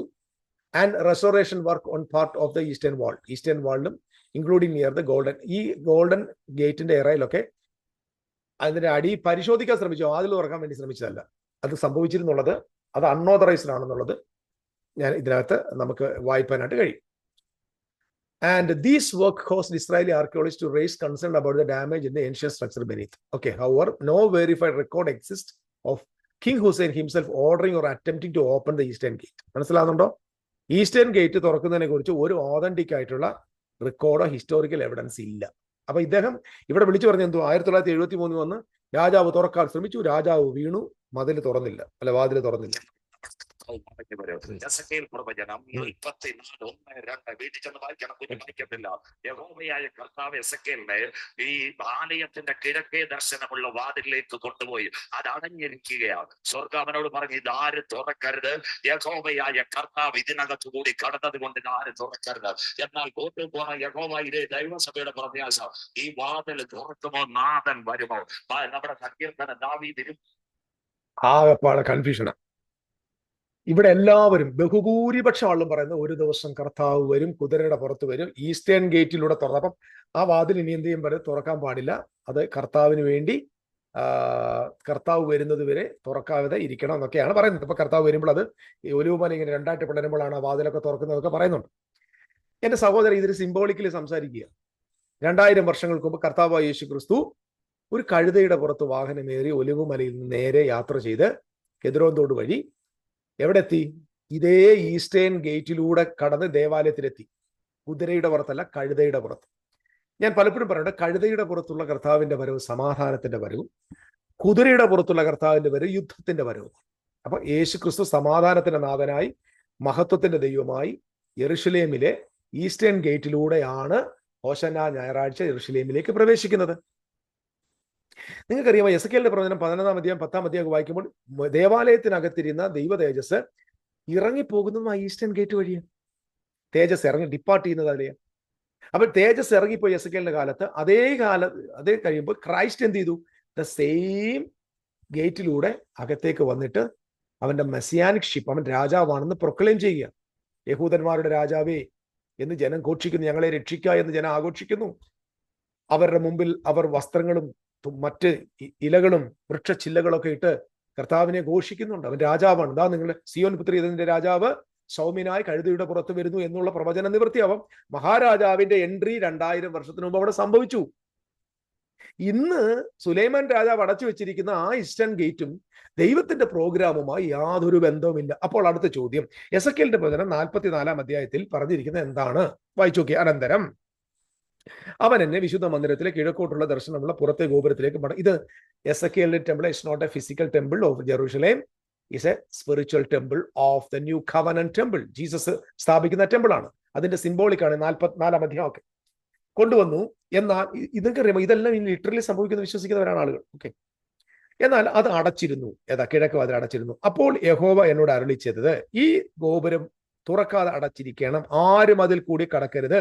ഇസ്രായേലിന്റെ ദൈവമായ യഹോവ അതിൽ കൂടി അകത്ത് കടന്നത് കൊണ്ട് അത് അടച്ചിരിക്കും. അപ്പൊ ഓൾറെഡി കടന്നത് കൊണ്ട് അങ്ങനെ എഴുതിക്കുന്നത്, കടക്കുമെന്നല്ല.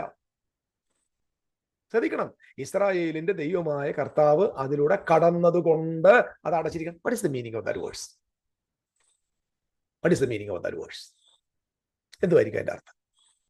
ദ ഈസ്റ്റേൺ ഗേറ്റ് എന്ന് പറഞ്ഞ ഒരു മെമ്മോറിയൽ ഗേറ്റ് ആണ്. ആ ഗേറ്റിലൂടെ ആര് പാസ് ചെയ്തു? ക്രൈസ്റ്റ് അകത്ത് പോയി. അതിലൂടെയാണ് ദൈവത്തിന്റെ തേജസ് ഡിപ്പാർട്ട് ചെയ്തത്. പറഞ്ഞിരിക്കുകയാണ്, വാതിൽ എന്ത് ചെയ്തേക്കണം? അടച്ചിട്ടിരിക്കണം. Because the glory of the Lord entering from the east, അതിലൂടെ ആണ് ദൈവത്തിന്റെ തേജസ് അകത്ത് പ്രവേശിച്ചത്. That is the advent of Christ, the second coming of Christ, and the door is shut. That means, അപ്പൊ വാതിൽ അടച്ചതിന്റെ കാരണം എന്താ? മഹത്വത്തിൽ. ഞാൻ സിമ്പിൾ ആയിട്ട് പറയാം. യഹോവയായ കർത്താവ് ആ ഗേറ്റിലൂടെ അകത്ത് കടന്നത് കൊണ്ട് വാതിൽ അടച്ചേക്കണം, തുറക്കല്ലെന്ന്. അതിനർത്ഥം എന്താ? The shut gate symbolize that God's presence has entered humanity permanently through Messiah, never to depart. ജീവനുള്ള കല്ലുകളെ കൊണ്ട് സ്ഥാപിക്കപ്പെട്ടിരിക്കുന്ന ദേവാലയത്തിനകത്തേക്ക്, അതായത് അന്നത്തെ യെരുശലേം ദേവാലയത്തിന്റെ വാതിലൂടെ ഇത് വരുന്നു. പക്ഷെ ഇവിടെ കൈകളാൽ നിർമ്മിതമല്ലാത്ത ജീവനുള്ള കല്ലുകളെ കൊണ്ട് തുടങ്ങിയ ദേവാലയത്തിനകത്തേക്ക് ക്രിസ്തുവിന്റെ തേജസ് നിത്യമായി വസിപ്പാൻ പ്രവേശിച്ചത് കൊണ്ട് വാതിൽ അടച്ചേക്കാനാണ് പറഞ്ഞതിന്റെ അർത്ഥം. അതിന്റെ അർത്ഥം എന്താ?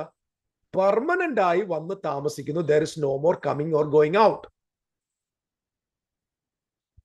So now we are living in the presence of God. There is no door. The door is shut forever. That means ഇനി ഓൾഡ് കവനന്റ് ഡോറിലൂടെ അല്ല നിങ്ങൾ മഹത്വത്തെ സ്വീകരിക്കാൻ പോകുന്നത്, ക്രിസ്തു എന്ന ഡോറിലൂടെയാണ്.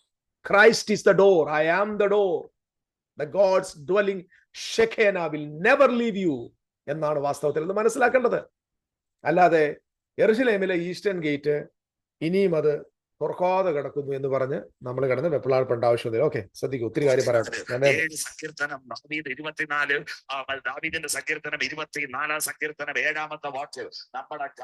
ഞാനിതൊന്നും പറയുന്നില്ല. 24 സങ്കീർത്തനം വാതിലുകളെ നിങ്ങളുടെ തലകൾ ഉയർത്തിനും പണ്ടേ ഉള്ള തലകൾ ഉയർന്നിരിക്കുന്നൊക്കെ പറയുന്നത് അത് ഈസ്റ്റേൺ ഗേറ്റ് ഒന്നും അല്ലെന്ന് നിങ്ങൾ ആദ്യം മനസ്സിലാക്കണം. അത് സിംബോളിക്കലി ഗാർഡൻ, പണ്ടേതനിൽ മനുഷ്യ മുമ്പിൽ അടച്ച ആ വാതിൽ ക്രിസ്തുയേശുവിന്റെ മരണത്താൽ ഉയർത്തെഴുന്നേൽപ്പിനാൽ, മരണത്തെ ജയിച്ച് പാതാളത്തെ ഉയർത്തെഴുന്നേറ്റതിനാൽ ആ വാതിലിലൂടെ അവൻ കടക്കാൻ പോവുകയാണ്. Entering into paradise. നമ്മയും കൂടെ ആ നിത്യജീവനിലേക്ക് നടത്താൻ ആ വാതിൽ തുറക്കുന്നതിനെ കുറിച്ചാണ് സങ്കീർത്തനം 24 പറഞ്ഞിരിക്കുന്നത്. ഞാൻ എല്ലാം കൂടെ വിശദീകരിക്കാൻ സമയം ഒത്തിരി അങ്ങ് ദൈർഘ്യമായി പോകും. ഞാൻ അങ്ങ് വേഗം പോവാം. മടക്കി വരൂ. വാതിലുകളെ നിങ്ങളുടെ തലകളെ ഉയർത്തുവേൻ, കരം ഉയർത്തുന്നവർക്കായി പണ്ടേയുള്ള കഥകളെ ഉയർന്നിരിപ്പേ. മഹത്വത്തിന്റെ രാജ്യം 1948 മെയ് മാസം 14 തീയതി ഇസ്രായേലിന് സ്വാതന്ത്ര്യം കിട്ടുമ്പോൾ ആരായിരുന്നു ഹെഡ് ക്വാർട്ടർ? സോറി, ഇവിടെ ഇനി ഇസ്രായേലിന്റെ head quarter ജെറുസലേമിലായി.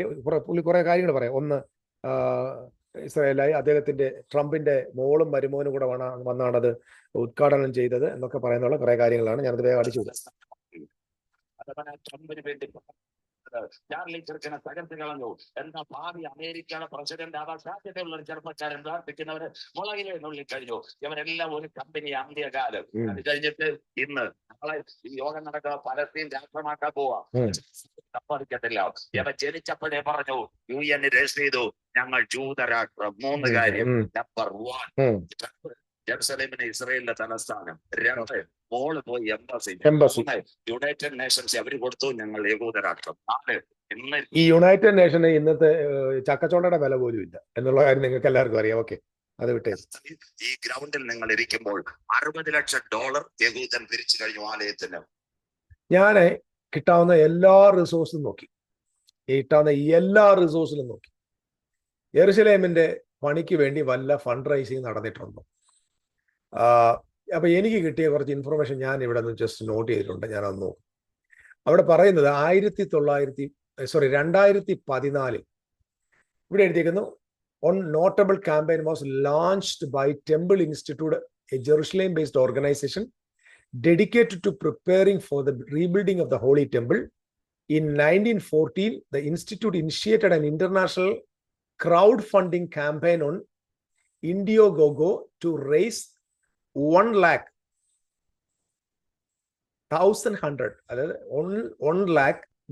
for architectural plan for the third temple. The campaign successfully raised $104,000, അതായത് $1,04,000, ഏകദേശം 900 ഡോണേഴ്സിന്റെ കയ്യിൽ നിന്ന് 30 രാജ്യങ്ങളിൽ നിന്ന് $104,000 അവര് ഈ പ്ലാനിന് വേണ്ടി പിരിച്ചെടുത്തു. അതിനുശേഷം മറ്റൊരു ഫണ്ട് റൈസിങ് ഉണ്ടായതായി ഒഫീഷ്യലി റെക്കോർഡില്ല. ഇതൊക്കെ എവിടുന്ന് കിട്ടിയെന്ന് അറിയത്തില്ല. ഈ ഇസ്രായേലിന്റെ പല കാര്യങ്ങളും ലോകത്തൊറ്റ മനുഷ്യൻ അറിയത്തില്ല. പക്ഷെ നമ്മുടെ ഉപദേശിമാരുടെ കയ്യിൽ അങ്ങ് ഈസി ആയിട്ട് കിട്ടുന്നു. $60 ലക്ഷം പിരിച്ചിട്ടുണ്ടെന്ന് ഒരിടത്തും ഒരു ഡോക്യുമെന്റ് ഉണ്ടെങ്കിൽ ജസ്റ്റ് പ്രൂവ് വിത്ത് ഇറ്റ്. അതിന്റെ അത് തെളിയിക്കേണ്ടത് ഉത്തരവാദിത്വം അദ്ദേഹത്തിനാണ്. ഇത് കേട്ടിട്ട് ആമേൻ പറഞ്ഞ് വിഴുകാൻ പറ്റത്തില്ല. നിങ്ങൾ ജനത്തെ കബളിപ്പിക്കുന്നു. അതുകൊണ്ട്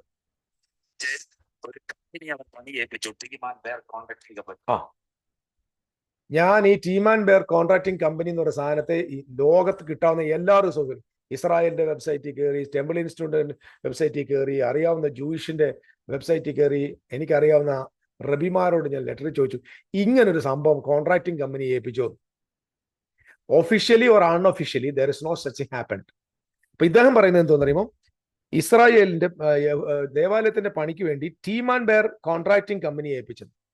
ഏത് കമ്പനി എന്ന് എനിക്കറിയത്തില്ല. വല്ല നമ്മുടെ നാട്ടിലെ ഏതാ കാട്ടാക്കടയിൽ വല്ല രാഘവൻ ചേട്ടൻ നടത്തുന്ന കൺസ്ട്രക്ഷൻ കമ്പനിയുടെ പേരായിരിക്കും ഈ ടീം ആൻഡ് ബെയർ എന്നുള്ളത്. അല്ലാതെ ഇത് ചരിത്രപരമായി ഒഫീഷ്യലി ഉള്ളതല്ല. നിങ്ങൾ ശ്രദ്ധിച്ച് കേൾക്കണം.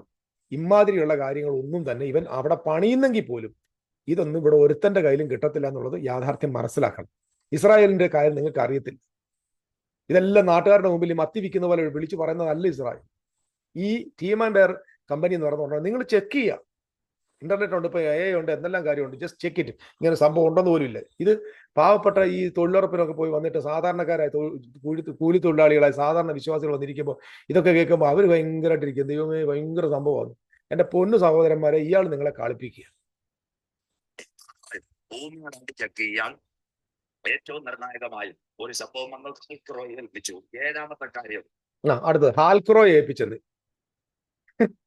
ഞാൻ ഇതിനെക്കുറിച്ച് ആർക്കിയോളജിക്കൽ ഇതിനെക്കുറിച്ച് കുറെ അത് എന്താണെന്നുള്ള കുറെ വായിച്ചു നോക്കി. കാരണം ഞാൻ ഇതിനു വേണ്ടി ഒരു 3-4 മണിക്കൂർ ശ്രമിച്ചു. കാരണം ഇത് ഇത്രയ്ക്കും ഫോഷ്ക്ക് പറയുന്ന ഒരാള് ഈ പെന്തക്കോസ്ത് സമൂഹത്തിൽ ഇങ്ങനെ പ്രസംഗിക്കുക. നിങ്ങൾക്ക് അല്പമെങ്കിലും ജ്ഞാനം ഉണ്ടെങ്കിൽ, അല്പമെങ്കിലും ഉളുപ്പുണ്ടെങ്കിൽ നിങ്ങളൊന്ന് ചെക്ക് ചെയ്യൂ. ഹാൽക്രോ ഏതായി? ഹാൽക്രോ എന്തു? ഈ ഹാൽക്രോയെ ഏൽപ്പിച്ചെന്ന് പോലും നിങ്ങൾക്കറിയാമോ? ആർക്കിയോളജിക്കൽ ഗ്രൗണ്ടിനെ കുറിച്ച് പഠിക്കുന്ന ആർക്കിയോളജിക്കലി പഠിക്കുന്നതായ ഭൂമിയുടെ നിജസ്ഥിതിയെ മനസ്സിലാക്കുന്നതായ പഠന ക്രമീകരണം സയന്റിഫിക് ആയിട്ട് പഠിപ്പിക്കുന്ന ആ സിസ്റ്റം മുഴുവൻ ജൂയിഷിന്റെ അവരുടെ ടെക്നിക്കൽ വിഭാഗത്തിന്റെ കയ്യിലുണ്ട്. അവരത് ചെയ്യുന്നുണ്ട്. വേറെ ഏതോ ഹാൽക്രോ ഏൽപ്പിക്കേണ്ട ആവശ്യമൊന്നുമില്ല, അവർക്ക് തന്നെ ചെയ്യാൻ പറ്റും. ഇതെല്ലാം താൻ എവിടുന്നോ ഉണ്ടാക്കിയ വാക്കുകളാണ്. നിങ്ങൾ മനസ്സിലായോ? ചാർലി കിർക്കിനെ കൊന്നത് റോണി അൽഷാക്കറാന്ന് പറഞ്ഞ പുള്ളിയാണ്. അപ്പൊ അവിടെ കൊണ്ട് തന്നെ തിരിഞ്ഞു. നമ്മുടെ കെട്ടിടത്തിന് തിരഞ്ഞെടുത്ത പഞ്ചായത്ത് അനുമതി കൊടുക്കുന്ന പോലെ കമ്പ്യൂട്ടറിൽ 44 ദിവസം കൊണ്ട് പണിയാനുള്ള കഷ്ടം. നിങ്ങൾ ടെമ്പിൾ ഇൻസ്റ്റിറ്റ്യൂട്ട് വായിച്ചു നോക്ക്. ടെമ്പിൾ ഇൻസ്റ്റിറ്റ്യൂട്ട് എഴുതി വെച്ചേക്കുന്നത് ശലോമോൻ ആലയം 7 വർഷം കൊണ്ടാണ് പണിത്. അതുപോലെ ഈ വരുന്ന 3-ാമത്തെ ആലയം ഞങ്ങൾ 7 വർഷം കൊണ്ട് പണിയുമെന്ന് എഴുതിയേക്കുന്നത്. 44 ദിവസം കൊണ്ട് ദേവാലയം പണിയുമെന്നും അതിനനുസരിച്ചൊരു ബ്ലൂ പ്രിന്റ് സകല ഇസ്രായേലിന്റെ മൊബൈലിൽ അയച്ചു കൊടുത്തു എന്ന് പറയുന്നത് ശുദ്ധ പോഷ്കാണ്. അങ്ങനെ സംഭവമേ ഉണ്ടായിട്ടില്ല. ഇദ്ദേഹത്തിന് എവിടുന്ന് ഇത് മനോരമയെന്നാണോ ബാലരമയെന്നാണോ ബാലമംഗളത്തിൽ നിന്നാണോ ഈ സയൻസ് കിട്ടുന്ന അറിയത്തില്ല. There is not such thing in the ഇസ്രായേലിൽ അങ്ങനെ സംഭവം ഇല്ല.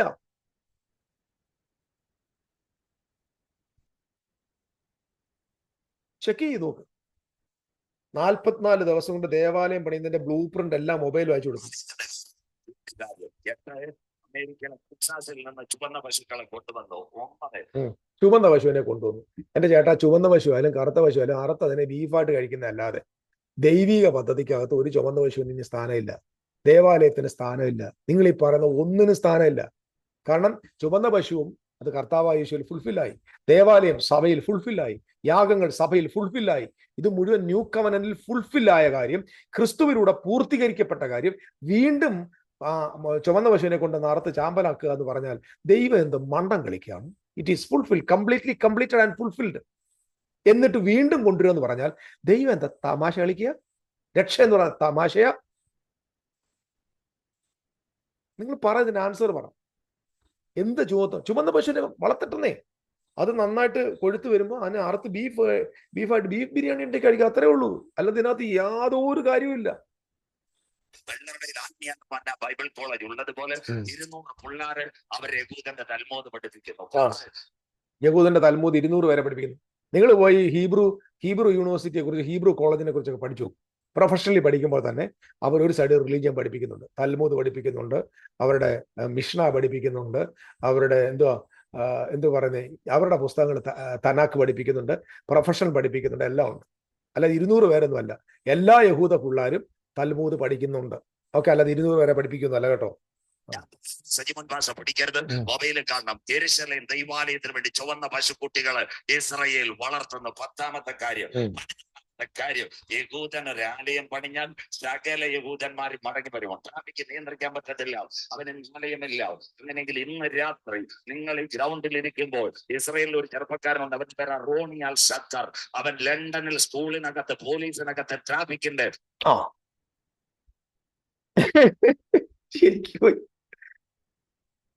വീണ്ടും റോണി അൽഷാക്കർ വന്നു. പുള്ളി ചാർലി കിർക്കിനെ കൊന്നിട്ട് ഇപ്പം പുള്ളി ലണ്ടനിൽ പോയിട്ട് ട്രാഫിക് പോലീസിന്റെ ട്രാഫിക് പഠിക്കുന്നുണ്ട്. കാരണം എന്താ ചോദിച്ചാൽ ഇസ്രായേലിലേക്ക് ഇനി എല്ലാ യഹൂദന്മാരും മടങ്ങി ഒരു ഭയങ്കര ട്രാഫിക് ആകും. ഭയങ്കര നോക്കിയോണേ, വലിയ ട്രാഫിക്. അപ്പൊ ട്രാഫിക് നിയന്ത്രിക്കാൻ വേണ്ടി നമ്മുടെ ചാർലി കിർക്കിനെ കൊന്ന നമ്മുടെ റോണി അൽഷാക്കർ ലണ്ടനിൽ പോയിരിക്കുന്നു. അങ്ങനെ അറസ്റ്റ് ചെയ്ത് അകത്താക്കി. എന്റെ ചാത്തൻ, സോറി, സജി ചാത്തൻ ഒരു പാസ്റ്റർ, എന്തുവായി നിങ്ങളോട് എനിക്ക് ഭയങ്കര സ്നേഹമുണ്ട്. നിങ്ങൾ എന്റെ മൂത്ത ജ്യേഷ്ഠനെ പോലെ. ഇങ്ങനെ മണ്ടനാവരുത് കേട്ടോ, ഇത്രയും പൊട്ടത്തരം പറയരുത് പ്ലീസ്. നിങ്ങൾ എല്ലാവർക്കും അറിയാം, നിങ്ങൾ ലോകം മുഴുവൻ ഓടി നടക്കുമല്ലേ. ഇതാണോ നിങ്ങൾ ഈ ലോകത്തോട് പ്രസംഗിക്കുന്നത്? ചാർലി ക്രിക്കിനെ കൊന്ന റോണി അൽഷാക്കർ ഇപ്പൊ എന്ത് ചെയ്യും? ഇസ്രായേലിലേക്ക് ആലയം പണിയുമ്പോൾ തന്നെ എല്ലാവരും മടങ്ങി വരും. അപ്പൊ ട്രാഫിക് ജാം ഉണ്ടാവും. ട്രാഫിക് ജാം ഉണ്ടാകുമ്പോൾ ട്രാഫിക് പഠിക്കാൻ വേണ്ടി ലണ്ടൻ പോലീസിൽ പഠിച്ച് പോകുന്നു. നോക്ക്, ഏറ്റവും നിർണായകമായ കാര്യം പഠിക്കുന്നു. രണ്ടാമത്തെ കാര്യം, കർത്താവിന്റെ വരവ് ഈ തലമുറയിൽ സംഭവിക്കാൻ പോകുന്നു. ഇസ്രയേലിന്റെ പുരോഹിതന്, ലേവ്യ പുരോഹിതന് ശുശ്രൂഷ ചെയ്യാൻ ഒരു മാർപ്പതക്കം വേണം. മെഡിറ്ററേനിയൻ കടലില് ഒച്ച് എടയുന്ന ഒച്ചിന്റെ തൊണ്ടെല്ലാം കൂടി ഇടിച്ച് നമ്മൾ തൊണ്ടിനകത്തുനിന്ന് ചകിരി കൊണ്ടുവരുന്ന പോലെ ചകിരി കൊണ്ട് ചകിരിപ്പായ ഉണ്ടാക്കും, എന്നിട്ടൊരു കാർപ്പറ്റ് ഉണ്ടാക്കി നിങ്ങളുടെ പള്ളി തരും. എന്തോന്നാ സാറേ ഈ പറയുന്നത്? മെഡിറ്ററേനിയൻ കടലിനകത്തുള്ള ഒച്ച ഉണ്ടെന്ന്. ഒച്ച, കടലിനകത്ത് ഒച്ച, ചിപ്പി എന്ന് പറ, സ്നെയിൽ. ആ ഒച്ചിന്റെ തോട് ചതച്ചെടുത്ത് ചകിരി പോലെ കൊണ്ടുവന്നിട്ട് മാർപ്പതൊക്കെ ഉണ്ടാക്കുന്നത്. നിങ്ങൾ വേദോസം ഒന്നും വായിച്ചിട്ടില്ല ചേട്ടായി? നിങ്ങൾ എക്സോഡസ് ചാപ്റ്റർ 28 വേഴ്സ് 15 to 30, 15 മുതൽ 30, 28, 15, 30 വായിച്ചു. എന്തോ ഈ മാർപ്പതക്കം? ബ്രസ്റ്റ് പ്ലേറ്റ് എന്ന് പറയും. നീലനൂൽ, ചുവപ്പ് നൂൽ, പഞ്ഞിനൂൽ, എന്തുവാ, ഞാൻ മലയാളത്തിൽ ബ്ലൂ, അതിനകത്ത് ഗോൾഡ് ഉണ്ട്, ബ്ലൂ ഉണ്ട്, പേർപ്പിൾ ഉണ്ട്, സ്കാർലറ്റ് ഉണ്ട്, ലിനൻ ഉണ്ട്. മലയാളത്തില് നീലനൂൽ, ധൂമ്രനൂൽ, ചുവപ്പ് നൂൽ, പഞ്ഞിനൂൽ. ഓക്കെ, ഈ ഇതുകൊണ്ടാണ് വസ്ത്രം ഉണ്ടാക്കുന്നത്. ഇതിന്റെ മുകളിൽ എന്താണ്? ഒരു മാർപ്പതക്കം ഉണ്ട്. ഈ മാർപ്പതക്കത്തിനകത്ത് 12 രത്നങ്ങൾ പതിക്കണം. അല്ലാതെ ഈ മിനക്സ് എന്ന് പറയുന്ന, അല്ല എന്താ മിനക്സ് അല്ലല്ലോ, ഏതോ മെഡിറ്ററേനിയൻ കടലിലുള്ള ഒച്ചിന്റെ തോട് ചതച്ചെടുത്ത് ചകിരി പോലെ കൊണ്ടുവന്നല്ല ഉണ്ടാക്കുന്നത്. അത് നൂലാണത്. ആ നൂല്, നീലനൂലിനെ, പർപ്പിളിനെ പർപ്പിൾ ഡൈ ഉണ്ടാക്കുന്നത് ഈ കടലിലുള്ള ഒരു സ്നെയിലാണ്. ആ സ്നെയിലിന്റെ പേര് മുറക്സ് ട്രൺകുലസ് എന്നാണ്. മുറക്സ്, MUREX, മുറക്സ് ട്രൺകുലസ് എന്ന് പറയുന്ന ഒരു സ്നെയിൽ എന്ന് പറഞ്ഞ ഒരു ചിപ്പി, നമ്മുടെ കാക്ക പോലെ ഒരു ചിപ്പിയുടെ ഉള്ളിൽ നിന്നാണ് ഈ ഡൈ എടുക്കുന്നത്. ഇറ്റ്സ് വെരി കോസ്റ്റ്ലി ആണ്. ഞാൻ അതിനെക്കുറിച്ച് മുമ്പ് പണ്ടേ പറഞ്ഞിട്ടുണ്ട്. നീലനൂല്, അതായത് ഈ തലീത് എന്ന് പറയുന്ന പ്രാർത്ഥനാ ഷോളിന്റെ അഗ്രത്ത് കിട്ടുന്ന ഈ തൊങ്ങലുണ്ടല്ലോ, തൊങ്ങലൊക്കെ നീലനൂല്. ആ നീലനൂല് ഡൈ ചെയ്തുകൊണ്ടിരുന്നത് ഈ മെഡിറ്ററേനിയൻ കടലിലുള്ള ഈ സ്നെയിലിൽ നിന്നാണ്. അത് എടുക്കുന്നത് വളരെ കോസ്റ്റ്ലി ആയ കാര്യമാണ്. അല്ലാതെ അതിന്റെ തൊണ്ട് ചതച്ചെടുത്ത് ചകിരിയല്ല. ചകിരി കൊണ്ട് മനുഷ്യൻ നടക്കുന്ന ചവിട്ടുവായ ഉണ്ടാക്കാനേ പറ്റത്തുള്ളൂ. അതല്ലെന്ന് എന്റെ ചേട്ടായി മനസ്സിലാക്കി പ്ലീസ്. കൊച്ചിന്റെ ഭാഗം എടുത്ത് അകത്ത് വെച്ച് എന്താ ഇത്? ആലയത്തിനകത്ത് മാർപ്പതക്കം റെഡിയാക്കി. ആലയില്ല, ഏതാലയത്തിനകത്തായി ഈ മാർപ്പതക്കം റെഡിയാക്കി? എന്തോ ഈ പറയുന്നേ? ഒരു സുവിശേഷ വേദിയായത്. അവരെന്താ ചെയ്തെന്നറിയാമോ? $170,000 അകത്ത് വെച്ച്, ആലയത്തിനകത്ത് വെച്ച് മാർപ്പതക്കം റെഡിയാക്കി. ആലയം എന്തി?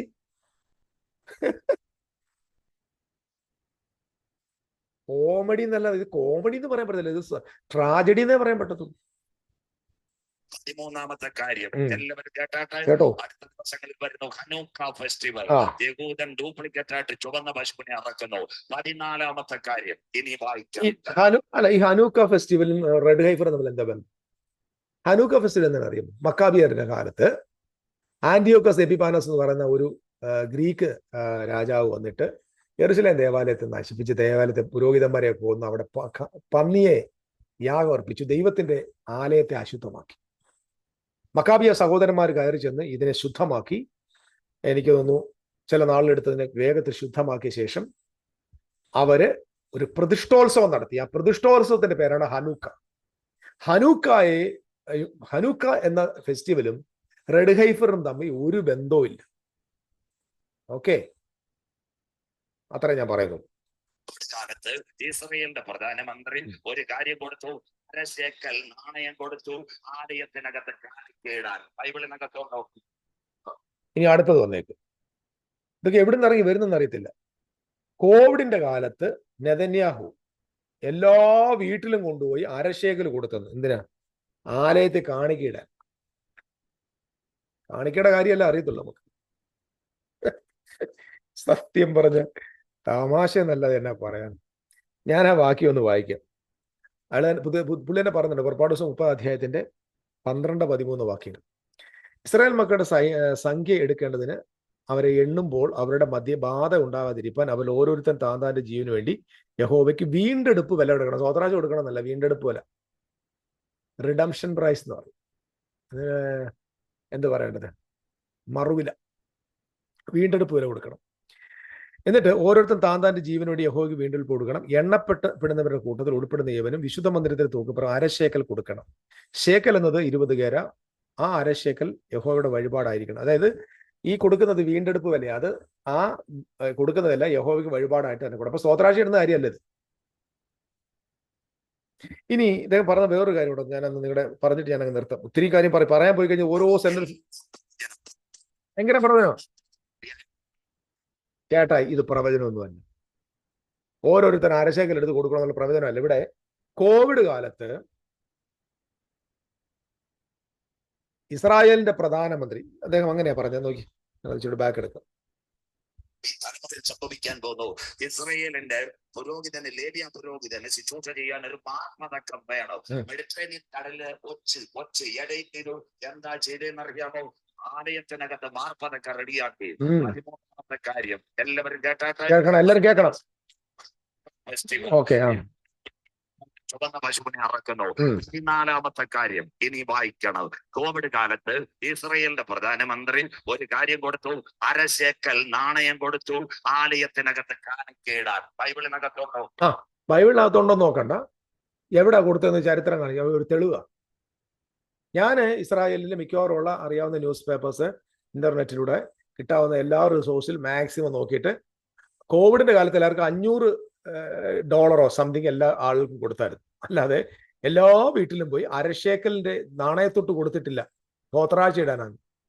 നമ്മൾ ഒരു കാര്യം പറയാൻ വേണ്ടി, ആളുകളെ കബളിപ്പിക്കാൻ വേണ്ടി, ആലയം പണിയുമ്പോൾ ആലയത്തിൽ സ്തോത്രാഴ്ച ഇടാൻ വേണ്ടി, അവിടെ എല്ലാവരും പാവങ്ങളാന്നേ. അപ്പൊ അടുത്തൊരു ചോദ്യം, ഇത് എന്തിനുള്ളതാ? വീണ്ടെടുപ്പ് വില.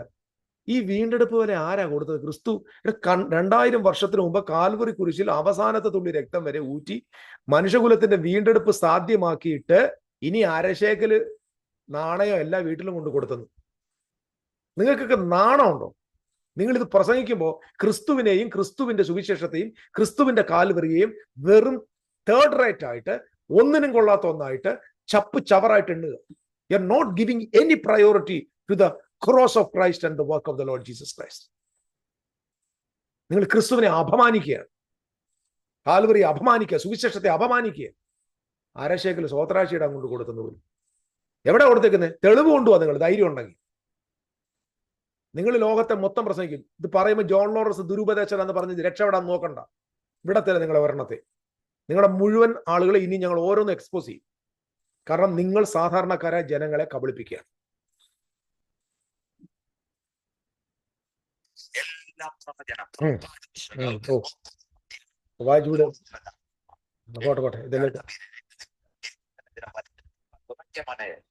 വഴിപാടായിരിക്കണം. അടുത്ത വാക്ക് നല്ല പൈസക്കാരനായ എലോൺ മസ്ക് അടിച്ച് എല്ലാ വീട്ടിലും കൊടുത്തിരിക്കുന്നു. ആലയത്തിനകത്ത് സ്വതന്ത്രം. ബെഞ്ചമിൻ നെതന്യാഹു അരശേക്കൽ അടിച്ച് എല്ലാ വീട്ടിലും കൊടുത്തിരിക്കുന്നു. എന്തിനാ? ദേവാലയത്തിൽ സ്തോത്രാഴ്ചയിടാൻ. കൊള്ളാല്ലേ? ഞാൻ ഇങ്ങനെ പറഞ്ഞില്ല, എനിക്ക് മടുത്ത്, എനിക്ക് ഇത് കേട്ട് കേട്ട് മടുത്തെത്തി. നമ്മളൊരു സുവിശേഷം പ്രസംഗിക്കുമ്പോൾ സുവിശേഷം വേണം. നമ്മളൊരു ശാസ്ത്രം പറയുമ്പോൾ ശാസ്ത്രത്തിന് വസ്തുത വേണം. ചരിത്രം പറയുമ്പോൾ ചരിത്രത്തിന് ആക്യുറസി വേണം. വേദോസം പ്രസംഗിച്ചാൽ വേദോസത്തിന് കൃത്യത വേണം. വ്യാഖ്യാനത്തിന് സത്യം വേണം. ഇതൊന്നുമില്ല. തുടക്കം മുതൽ ഒടുക്കം വരെ വായി വരുന്നത് വിളിച്ചു പറയുക. അത് സുവിശേഷം എന്ന് പറയുക. ഇടയ്ക്കിടയ്ക്ക് കാന്തം വരാറായെന്ന് പറയുക. മനസ്സിലായവർക്കായി സ്തോത്രം, മനസ്സിലായവർക്കായി സ്തോത്രം എന്ന് പറയാം. ഒന്നും മനസ്സിലായില്ല, അതുകൊണ്ടാണ് ഇത് സംസാരിച്ചത്. എൻ്റെ പ്രിയപ്പെട്ട സഹോദരൻ, എൻ്റെ പ്രിയപ്പെട്ട പാസ്റ്ററെ, നിങ്ങൾ പ്രസംഗിച്ചുകൊണ്ടിരിക്കുന്നത് അബ്സല്യൂട്ട്ലി റോങ് ആണ്. You are cheating people. You are cheating the poor people in the name of the gospel, in the name of the Lord Jesus Christ. നിങ്ങൾ ഓരോ പ്രസംഗം, നിങ്ങൾ ഓരോ പ്രാവശ്യം ഇസ്രായേലിനെ ഉയർത്തുമ്പോൾ, ഓരോ പ്രാവശ്യം ആലയം പണിയുടെ കാര്യം പറയുമ്പോൾ, ഓരോ പ്രാവശ്യം റെഡ് ഹൈഫറിന്റെ കാര്യം പറയുമ്പോൾ, കാൽവറിയിൽ പിടഞ്ഞു മരിച്ചവന് നിങ്ങൾ വിലയില്ലാതാക്കി മാറ്റുകയാണ്. നിങ്ങളെ സുവിശേഷത്തിന് അർത്ഥമില്ല. നിങ്ങൾ മാനസാന്തരപ്പെടണം. നിങ്ങൾ വീണ്ടും ഇരുന്ന് ബൈബിൾ വീണ്ടും പഠിക്കാൻ തുടങ്ങണം. ഡാർബി പഠിപ്പിച്ച പൊട്ടത്തരം കൊണ്ട് നടക്കാതെ വേദപുസ്തകം അങ്ങനെയാണെന്ന് പരിശോധിക്കാൻ തുടങ്ങണം. ദയവായി.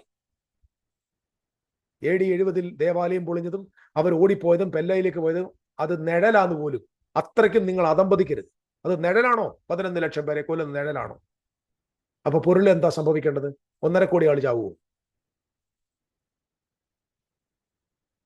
പ്ലീസ്, ദയവായി ജനത്തെ കബളിപ്പിക്കരുത്. ഞാനത് സ്നേഹത്തോടെ പറയുകയാണ്, നിങ്ങളെ വിമർശിക്കാൻ വേണ്ടി പറഞ്ഞല്ല. നിങ്ങൾ പറഞ്ഞ പ്രസംഗത്തെ മാത്രമേ ഞാൻ എടുത്തിട്ടുള്ളൂ.